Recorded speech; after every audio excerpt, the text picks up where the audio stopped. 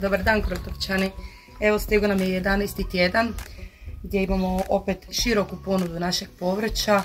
Za ovaj tjedan možemo reći da je iznimno vrući tjedan, kao što ste vidjeli na početku. Borimo se sa jako visokim ekstremnim temperaturama, ali uz navodnjavanje evo vaše povrće sigurno mi se brinemo o njemu.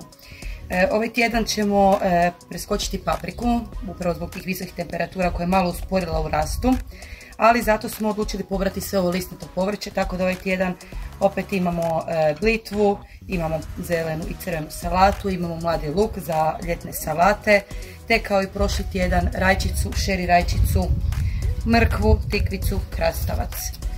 I to bi bilo to. Imamo i kupus. Znači odlučili smo se, ovaj kupus je zbog visokih temperatura narastao do nekih 800 grama glavica, tako da ćemo evo sada i njega ubrati.